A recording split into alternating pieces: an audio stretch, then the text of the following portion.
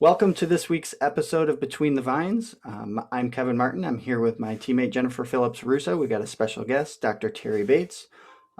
This is brought to you by the Lake Erie Regional Grape Program, Cornell University, and Penn State. We wanted to talk this week with Terry about crop estimation. We're just past 30 days post bloom, just 2 days past at Clairol. So that crop estimation work has started, and we've got, some very preliminary results, but also some takeaways and perspectives about the industry this year. So we wanted to kind of jump into that. Yeah, because we're hearing from growers all over the region. Welcome, Terry. Thank you for joining us. Yeah, thanks for having me. Between the vines. I feel like I'm between the vines half the time. Exactly.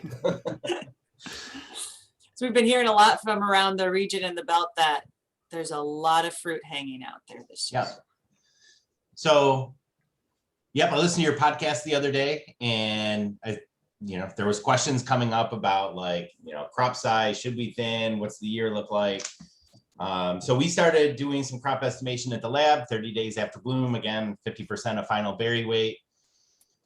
And we're seeing anything from a prediction of 8 tons per acre, where we've done some shoot thinning. So, where we've already tried to reduce the crop, we're hitting 8 tons per acre. And then in up to blocks where we loaded the buds up on purpose because we wanted to do some variable rate fruit thinning this year. And they're running between 12 and 13 tons per acre. I think we had one sample that went 15 tons per acre, but so just for our audience, what do they normally run in a normal year average? Oh, that depends on the vineyard.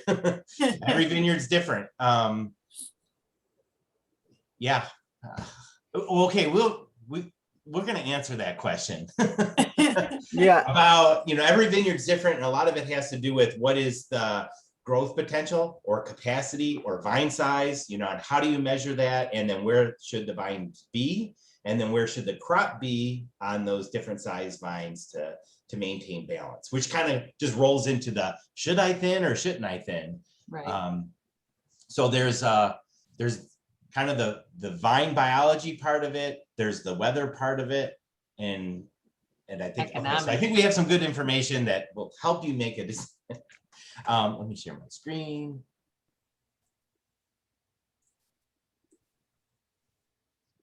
Okay, so to me, I think the first thing is to go out and get a good crop estimate. I really don't care if you thin or you don't thin, right?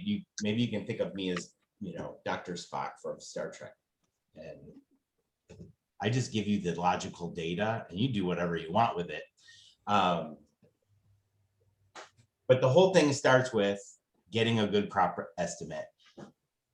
And so when you're talking about a biological system, you have natural variation that you have in the vineyard, you have management variation in the vineyard based on, how you pruned it, if you pruned one area of the vineyard different than another. And so the first question is about how do you get a representative sample in your vineyard so that you can come up with a good crop estimate? And then the second question is, how do we take the estimate of what the crop size is right now, and how do we predict what that's going to be at harvest? Because that's what everyone really wants. They want to know what they're going to have at harvest. So there's really 2 areas of research there. Whether or not they can hang and get it right. Right. So just from the standpoint of getting a crop estimate, and the way we've done it in the past is we go out and we take a random sample. So we assume a vineyard block is one unit, one uniform unit. And so we would go out and we take random samples. So in the block of green, we would take, 3 samples, 4 samples, randomly go through that vineyard, clean pick 1% of an acre with a harvester, or you can do it on a per vine basis and do it by hand. It really doesn't matter. The idea is I'm going out, I'm taking samples, I'm clean picking that vine, weighing the fruit right now, and then saying, this is what I have. I've gotten questions already this year about, do you believe the numbers? I'm like, what's there not to believe? You pick the fruit, you weigh it. That's what it is. The scale doesn't lie. And the projection becomes, what do you believe in terms of what your final berry weight is going to be? Well, again, I'll get to that in a second. Another way that we have been working on in the Efficient Vineyard Project on how to improve our crop estimate is to use some sort of spatial data. Now, this can be some observations you made in the field, or it can be sensor data that you break the field up into zones. So I know I have a high zone, a medium zone, and a low zone. And then I put samples within each one of those zones. And we have shown in our research trials that that really improves our crop estimate. So if you go from a completely random situation to something that's more stratified or directed sampling in that vineyard, you can improve your crop estimate. And that's really because you're improving, the samples you take are more representative of what's going on in the vineyard. And the third thing is like down the road, where we're going to have some sensor that on a very detailed basis of your vineyard's going to either count fruit or whatever. We're just not there yet. We're kind of more or less in the middle. So we've done that again. We've done this with the Bets. Bets are great cooperators when it comes to fruit thinning work. So this is work that we did at their vineyard. Again, we use spatial data to break up their vineyard into zones. We sampled within a zone, and we use a machine to do that. So again, we clean pick 1% of an acre for a sample size. We use that with the harvester, we weigh the fruit, and then we try to project out what it is going to be at harvest time. So our sampling procedures have gotten better because they're more representative of what's going on in the vineyard based on information we're collecting. And then the second thing is about how to predict what your final crop is going to be. So this all started with Bob Poole when he said 30 days after bloom, the berries were about 50% of their final weight.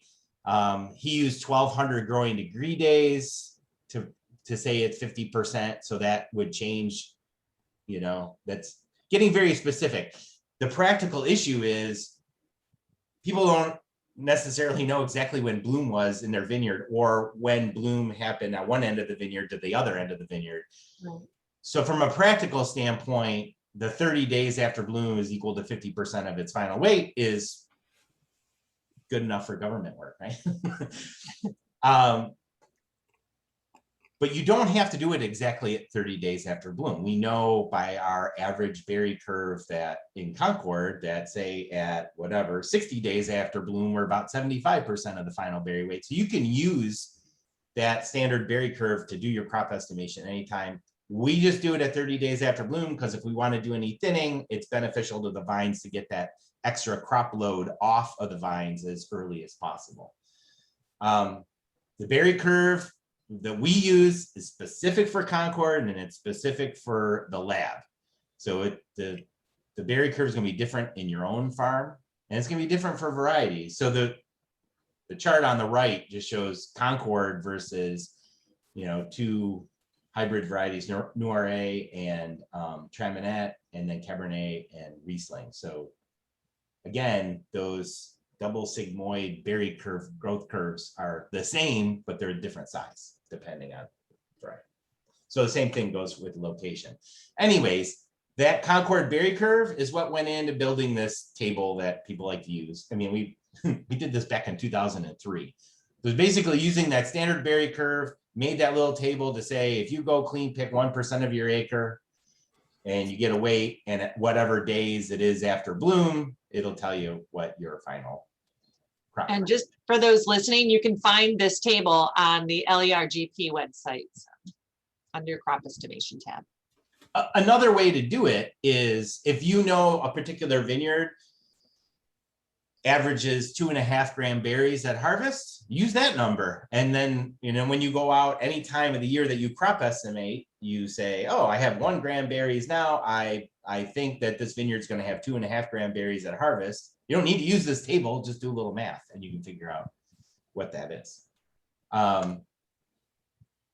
So as far as this year goes, okay, so this answers the question of, do I believe the numbers? Do you believe that we are at 50% final berry weight at 30 days after bloom? Is there anything weird going on this year? And the answer is no.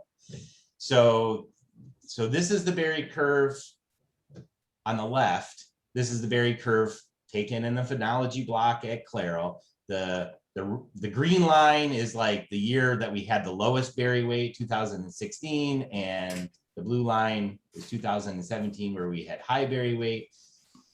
And the black line is the average of whatever, 22, 23 years. And you can see by these error bars that there's a lot of year-to-year variation in there. And so we want to try to explain some of that variation on a year-to-year basis. The red line is this year, and we're tracking really close to the average, if not maybe a little ahead. So again, when growers are saying it's 30 days after bloom, I took these weights, it's predicting that I'm going to have 15 tons per acre or 13 tons per acre. Do I really believe those numbers? And my answer is, yeah, there's nothing odd going on there. We don't have excessively large or excessively small berries at this time of the year. Another piece of evidence to confirm that is, so Bob Poole came up with the 30-day after bloom or 1200 growing degree day thing. And we're like, is there even a better model than that? And we started looking at growing degree day accumulations in different windows of berry development. And I find this very interesting. Growing degree day accumulation in the 2 weeks prior to bloom is a really good predictor of what final berry weight's going to be. So how do we look at the variation in the average from year to year and even narrow it down even more? So what the data on the right shows is that when we have higher growing degree days in the 2 weeks prior to bloom, the berries are smaller. If the weather temperature is cooler in the 2 weeks prior to bloom, the berries are bigger. And I think that has to do, I don't have any data on this, but my physiological assumption is when it's really warm prior to bloom, the shoots are growing really fast, and that is taking away from the cell division that's going on in the flower parts, the ovary, which is going to be the berry. So you end up with smaller berries in a hot year. And then in a cool year, the shoots are growing not as fast, and there's more cell division that happens in the flower parts. And so you end up with bigger berries. Anyways, taking those two together, I have two pieces of evidence that are saying, yeah, we're going to have average berries this year. If not, maybe a little bigger. Like ours, this thing is predicting that we're going to have between 3 and 3.2 gram berries. So like 3.1 gram berries at harvest, and our average is 3. So. And I've been working on a lot of crop estimation the last couple of days, and they are all falling sort of in that area. There is variation. There's some lower, there's some a little bit higher. So I would say if a grower says, wow, I'm going out there and crop estimating and my berries are really big, and I don't believe, that they're going to be that big at that much bigger at harvest. My first question is, when did it bloom in your vineyard? Are you actually ahead maybe by 3 days? That's why it's so important to go out and scout your vineyard during bloom time to know when it is blooming. Okay, any questions from you guys on that part before we get into the should you thin or not?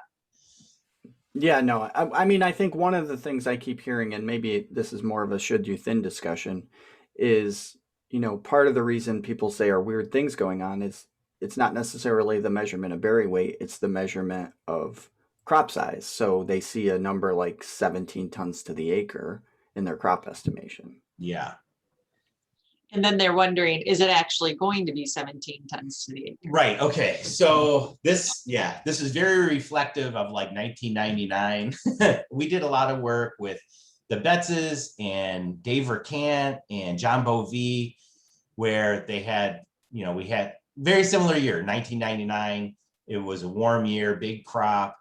And we did a lot of thinning work that year. And we did stuff like we thinned once hard, or we thinned twice lightly, in the hopes not to beat up the vines too much. Or we did some zonal thinning where we only had the beater bars in the lower part of the canopy to knock off some of the fruit. And it was all the same. If you took off 2 to 3 tons per acre, you got an increase in 1 degree Brix. In the case where you had excessive crop size, so 15 to 17 tons per acre, it doesn't materialize. So I believe if somebody says I have 10 tons per acre, I believe it. If they say they have 12, I believe it. If they have, even when they say 13, that I do believe that tends to actually manifest itself at the end of the season. When you get into that 15 to 20 ton per acre estimate, those don't materialize at harvest. And we thought at first that it was just a berry weight thing, that, oh, you have so much crop, the berries are going to end up being smaller and the crop won't be there. And we did some work and that actually wasn't the case. So somewhere between now and harvest, you actually lose fruit. I think there's a fair bit of shelling that goes on.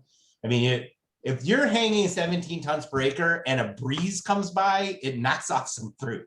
They come off really easy. And it's probably, again, I'm speculating, but it's probably a nutritional thing, most likely potassium, that if your crop is that high and the demand for potassium is really high, that you're probably getting some shelling that's going on because of some potassium deficiency, or even some carbohydrate deficiency, that you're just so overloaded, the plant just drops fruit voluntarily. So again, the bottom line is those big crop estimates don't materialize. But if you go out there right now and your estimate is 13 tons per acre, you should probably believe that you're going to have 13 tons per acre. Maybe you want to do something about it. So that magic number in your head is, well, I'm sorry, not meaning in your head, with your experience, is anything above 13 at this point in time, and 13 below, yeah. Yeah. If you are growing very healthy, very big vines, and you feel like you're on top of your nutrition, you're on top of your water management, you probably can hang 15 and it's going to stay. If you have a weak, crappy vineyard that's water stressed and nutrient stressed, and you have 13 tons per acre, you're probably going to drop some. Yeah, so there's a vine health thing that's going on. Right. I won't name names because I can say, well, I know this grower grows 4-pound vines and is going to hit 15 tons per acre. They're probably going to get it. I think what you see, even that grower that can hit 15 tons, it's just a question of where that number is. We've seen crop estimations. I haven't heard of any this year, but over 25 ton to the acre. So their number where it doesn't materialize is just different. And it, like you said, if you think it's a vine health thing, it's probably a crop load thing, which might be able to get us back on track. Nice job, Kevin. Nice job. Okay. Should you thin or not? Okay, so this is all about crop load management. So crop load is the Rivaz index, or the yield to pruning weight ratio. So just the conversation we're having, it's like, what yield do you have based on how healthy your vines are, or what the capacity of those vines to carry the crop? So a big vine is going to be able to handle a bigger crop than a small vine. So we looked at a bunch of crop load research and done a lot of our own crop load research in Concord. And so we look at these Rivaz indexes, and in a lot of these studies, and even in Concord studies, a Rivaz index between 8 and 10 is considered balanced. And the definition of that balance is you're going to reach maximum fruit maturity, and you're going to either maintain or improve pruning weight, right? So the vines aren't crop stressed at that point, so they're going to be fine. If they're undercropped, which is a rare case with Concord vines, the fruit's going to ripen fine, but you're going to get this excessive canopy growth. And that's why a lot of wine grapes that are on, vigorous rootstocks, and they keep the crop size low, they end up with these huge canopies, and everyone spends all their money in shoot positioning and leaf pulling to get exposure to the fruit. So with Concord, it tends to be the other way. So it's in general, we run somewhere, there we go. So in general, it's kind of a cultural norm for us to be overcropped with Concord vines based on our economic situation. So what we're really trying to do is I identify vine balance in Concord as what is the yield to pruning weight ratio that's going to give me 16 bricks by, say, the second week of harvest season. And I'm not going to have any change in pruning weight. So if I'm growing 2-pound vines and I'm happy with 2-pound vines, what's the revised index I'm going to get to 16 bricks, and I'm going to maintain those 2-pound vines. And that number happens to be 15. So 15 pounds of fruit for every pound of pruning weight. So if I have a 3-pound vine, that's 45 pounds of fruit on a vine for 3 pounds of pruning weight. And so whatever that turns out to be in tons per acre. So playing all the averages, if you just have an average year, if we have a revised index of 15, I'm going to hit 16 bricks and my pruning weight's not going to change. If I go above that, say I have a pruning weight or I have a revised index of 25, I'm going to lose pruning weight and I'm going to struggle to get bricks. So I'll be harvesting on the last week of the season and I'm going to reduce my crop potential for next year. That's bad. If I thin some off, say I'm at 20 and I thin it down to 14, well, now I'm going to increase my my ripening potential, and I'm going to increase my vine size for next year and my crop potential for next year. Okay, so that's just kind of the average year. That's our model. And how does it change with year? Let me come back to that one. Messy graph. So we just published a paper on this crop load model. And this should look really messy to you. And that's a good thing. The chart on the left is all the years that we had in this study. So we had this 11-year pruning thinning study, and we were looking at what is the effect of the revised index on juice soluble solids and the change in pruning weight. And why don't all those lines, they should all be together. If the model is perfect, all those lines should be right on the average, and they're not. They're scattered all over the place. And that is the effect of the season. That is the effect of how much, the growing degree days and the precipitation we have in an individual season causes those lines to go up and down. So we're trying to, again, account for that variation. So we're kind of really getting into the weeds here. If you look at the charts on the left, so the precipitation in bricks and the growing degree days, I got that wrong. Precipitation and bricks and growing degree days and pruning weight, these charts in red, forget about them. There's no relationship.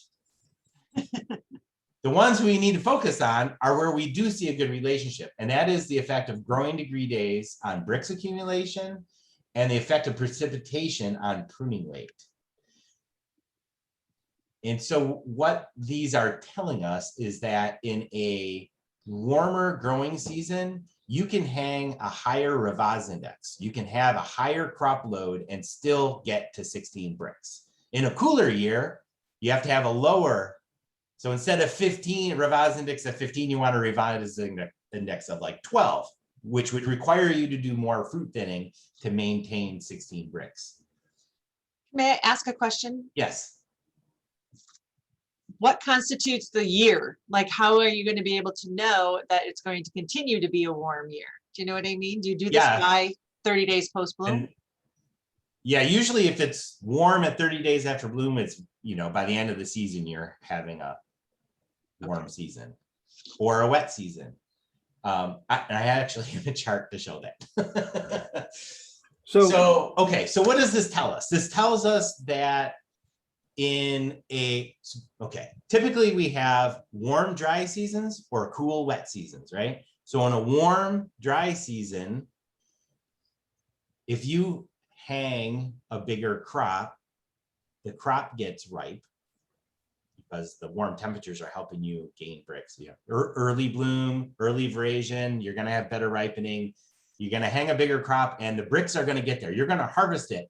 But what happens in that warm, dry season is that your pruning weight goes to crud really quick because you've crop stressed your vines and there's no water. And so in a warm, dry season, a big crop, you get the fruit ripe, but you come back with a really poor return crop year. In a cool, wet season, you have difficulty making bricks, so thinning is warranted. But you don't have a problem with pruning weight. Your pruning weight's high and you're going to come back with a decent return crop the next year. So this season, okay, this is some crude graphs I made this morning. So I wanted to look at where are we with growing degree days and precipitation this year. So we're warmer. We had early bloom. We have higher growing degree days. So we can hang a bigger crop and get it ripe within reason. And our precipitation, and I go from April 1st, not from January, because I figure and April 1st, snow is melting and we're starting out at field capacity. So I want to know what the precipitation is during the growing season. And with yesterday's rain, we are just about up to average in terms of the long-term average in terms of precipitation. So I would characterize this year as being really good in that it's warm and somewhat wet. Which means that we can hang a crop and still have the pruning weight. Yeah, so it's almost like you got the best of both worlds. You can hang a bigger crop, it'll get ripe, and if it stays wet, your pruning weight's gonna be fine for next year. Which again, like I say this with a word of caution. I'm talking about, do I hang 10 tons versus 8, not 17 versus 8. Right. The climate prediction people say with climate change, the Northeast should have warmer and wetter seasons in the future. And this is kind of bearing out this year that we have a warm season and we're getting rains when we need them. So I don't know if that helps anybody with their thinning decision. Again, it's yes, you can hang a bigger crop. Yes, we have enough water, so you should get good pruning weight return crop. But again, it has to be within reason. If you know a vineyard can handle 6 tons per acre, and that's the kind of good crop load for you, you can't go and hang 12 and expect good results. And okay, so let's go back to. So Terry, when you're looking at a warm, wet year versus a cool, a warm, wet year, but especially with the growing degree day accumulation, do you know how much of that is related just to it being an early season, or versus it being a warm summer, I guess? Oh. So you accumulate more growing degree days if you have a really warm April, May. Yes. And okay, so I think it's the I have another really cool chart to show. So growing degree days means a lot early in the season and it means a lot late. So pre-bloom, it means something, and post-veraison, it means something. Heat accumulation between bloom and veraison actually means very little. So that you were talking about that the other day. So in Concord, in the Lake Erie region, again, it's very variety, region specific. It's about 69 days from bloom to veraison. And in a very hot year, it's about 69 days. In a very cold year, it's about 69 days. It's just that it happens that in warm years, it's because we tended to have early bloom as well. If you have early bloom, you go out 69 days, you have early veraison, and early veraison means, you're hitting ripening in typically longer days, warmer temperatures, and so it ripens really fast. Those years where you have early bloom, we see very quick sugar accumulation right after veraison. That's not to say that you have maybe the perfect year, you have early bloom, you have early veraison. There's nothing to say a hurricane doesn't come up the coast. Sure. During that particular year, and then it's 2 weeks of cold, crummy weather and the fruit doesn't ripen. But again, we're doing predictive models here where, okay, on average, Right. Early veraison, warmer temperatures, longer days, you're going to ripen faster. And then in late bloom, late veraison, you're going to have shorter day length, cooler temperatures, and the fruit's going to struggle to ripen, especially if you're hanging a heavy crop load. But I guess, so with the information you have, and I don't know, maybe it's not important enough for a grower to pay attention to yet, maybe it is. It seems like we know that we've had better precipitation since bloom, and we've also had accumulated growing degree days at a faster rate in a time where it doesn't matter as much. Right. But does that indicate to us that it's more likely to be 68 or 69 days rather than 72 or 74 days? Or The no? so the so that time period between bloom and veraison can typically is shortened if we have really dry conditions. Okay. And I think that has to do with like phytohormones and so if you have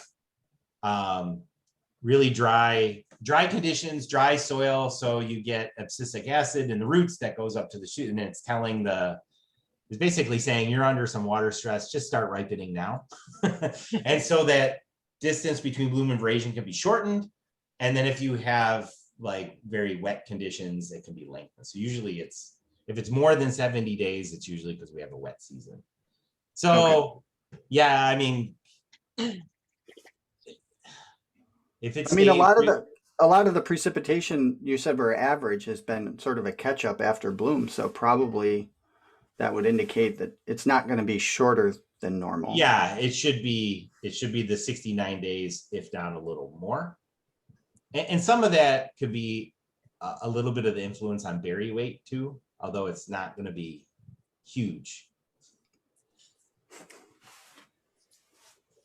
Yeah, again, the effect of temperature or the effect of environmental conditions like temperature and moisture have a bigger impact pre-bloom and post-veraison than they do in the middle of the season. So I've been hearing a lot of questions from growers, and Kevin, this is where I'm looking for you to jump in here. They're like, we don't really want to thin with the market the way it is right now. And I said, well, the market hopefully will be where it is right now next year. Yeah, I'm sure that's why Terry said, like, here's the information, you do with it what you will, because there is definitely, I mean, there's no reason to, I think in extension and in research, we do want to help growers control their risk, and, not ripening a crop is a huge financial risk.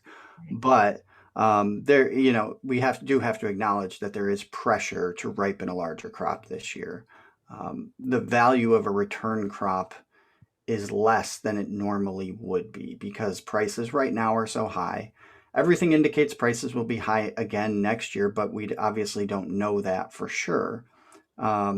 So that there is pressure to make sure, or an expectation that a ton of grapes this year is worth more than a ton of grapes next year, when prices are where they are. So, would I aim slightly higher on the Revaz index? I'm not going to tell a grower not to do that. That's what I would do.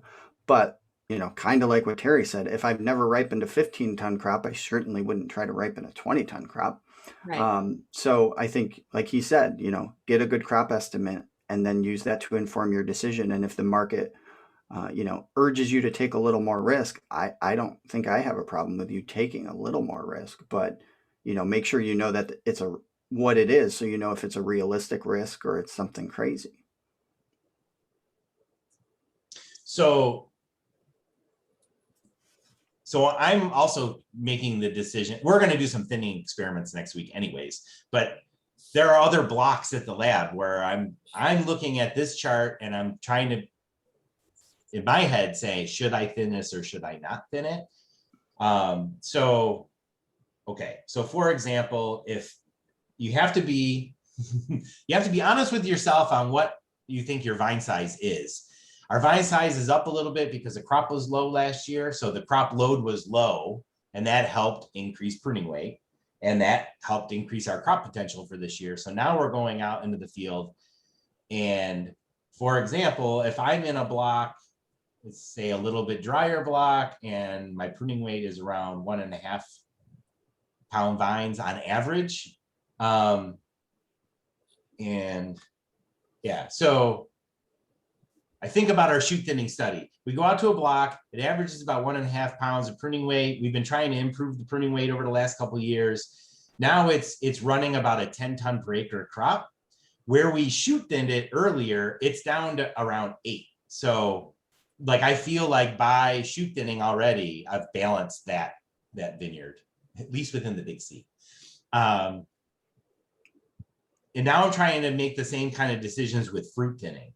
So if I have a vineyard that's, 1.5 pounds of pruning weight and I'm, in the 11, 12 tons per acre, if I really want to balance that vineyard, even though I can probably shoot for a little bit higher Rivaz index, I'm going to want to take a couple tons per acre off of that.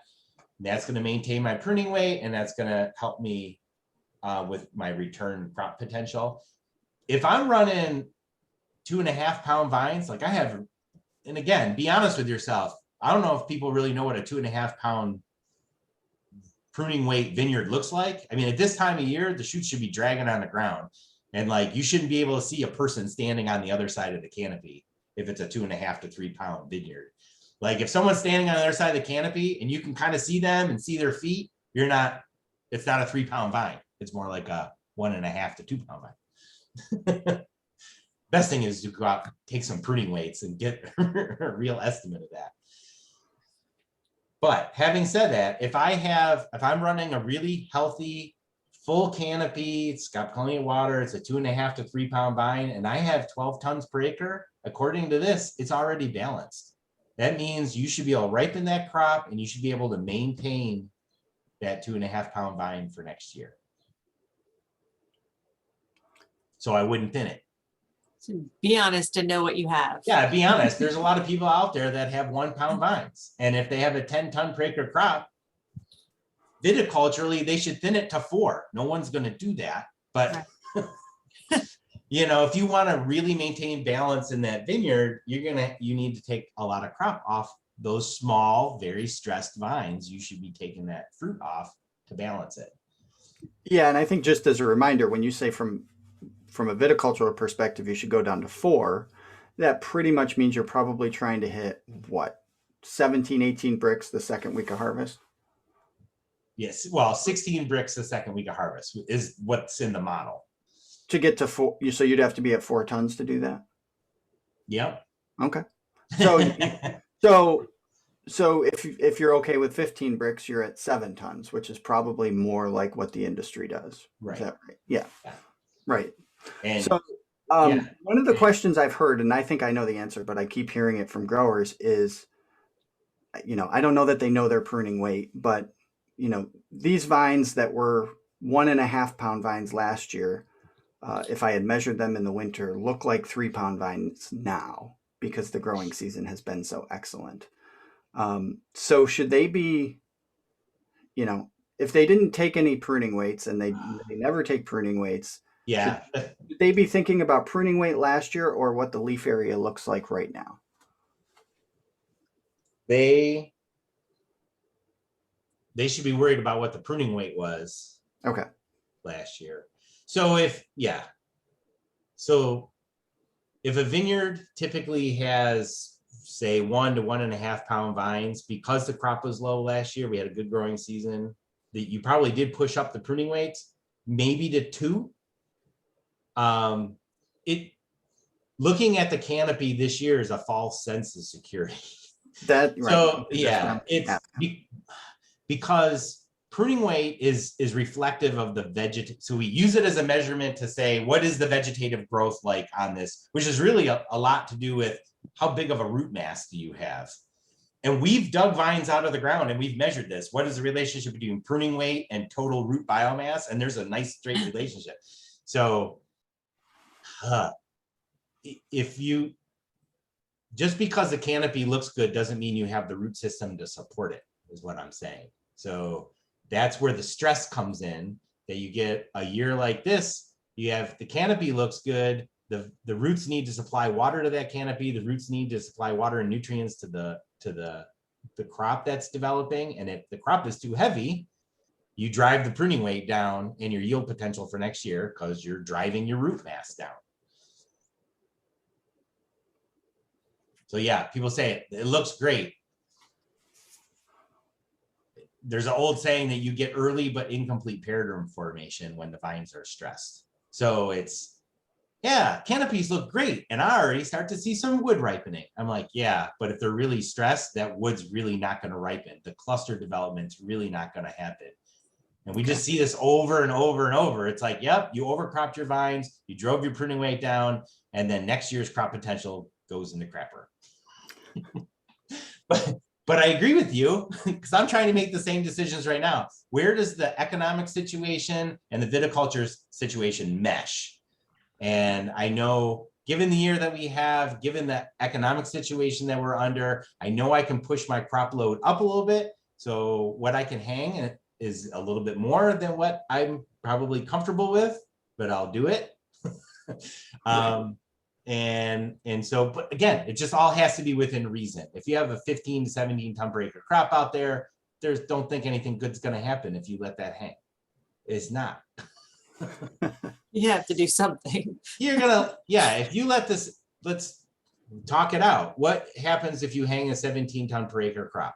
You really stress out your vines, they're gonna shell, you're gonna have trouble ripening it. So you're gonna be picking on the last week of the season, which is gonna cause more shelling, which is just thinning anyways. Right. You know, if you don't thin, Mother Nature's gonna thin for you, and you're gonna have the stress on the vines for next year's crop. Right. So nothing really good happens when you hang that big of a crop. Yeah, I mean, I'm sure there's a number somewhere in a vineyard where they're not going to reach minimum standards, but that's not going to be a huge problem this year. It's going to be what you're talking about. I think because processors want these grapes so badly, they're not going to close early or, have abbreviated harvest schedules if the crop is out there. So they're going to have the opportunity to dehydrate and shell and get down to 10 ton to the acre, and you're going to get your 10 ton with no return crop instead of the 17 ton you were hoping for. Right. But yeah, I am hesitant to say, because sometimes growers do ask, do you think I'm going to lose this whole thing if I don't thin it? Is it going to get in? And I think this year is a very good year to at least get in some very large crops. But that's not necessarily a win. I've been hearing a lot about where am I going to find sugar if I need it? You'd have to do a crop estimate to figure that out. Yeah. Yes. So back to the original statement is, if I was going to tell anybody to do anything, go out and do a crop estimation. At least then you know what you have. And then you can play around for the next 2 weeks. You can say, should I thin it? Should I not thin it? How does this vineyard look? Did we get any rain? Did I stay up on my nutrition program? You got a couple weeks to mess around with that and make some decisions. But you can't do anything unless you know what you really have out there. So that's a good point. When do you think is the optimal time to fruit thin and not fruit thin if you're making that decision? Yes. Okay. So this is, again, some research we did a long time ago, like 2002, 2003, somewhere around there, where we did timing of thinning. And like the earlier, for the health of the vine, the earlier you thin, the better, right? You're getting that crop stress off the vine as early as possible, as early as 20 days after bloom, which we're past that anyways. But we show that if you thinned it like 20 days, 30 days, 40 days after bloom, the earlier you get the crop off, the better vine size response that you get. In terms of crop ripening, you can thin up to variation. Like if you don't think you're going to get the crop ripe, you can thin up to veraison. And that's what the wine guys do. They actually leave the crop on the vines, try to hold back the canopy, and then at veraison, that'll go through and do their cluster thinning to get the rest of the crop that's hanging there, get it ripe. And the same thing happens in Concord. So you have all the way up to veraison to thin, but if you wait until veraison, you don't get the vine size response anymore, right? You've stressed the hell out of that vine for the whole season, and now you drop the crop right before veraison. It really doesn't help the vine very much, but it does help the crop. So these next 2 weeks after, because we've just passed 30 days. Yeah. Post-bloom, so. Yeah, that's just the earlier, the better. Okay. Well, I think there's a lot of people out there who have a lot of decisions to make. Yeah, Thank if you you. don't have any other questions for Terry, Jen, I think.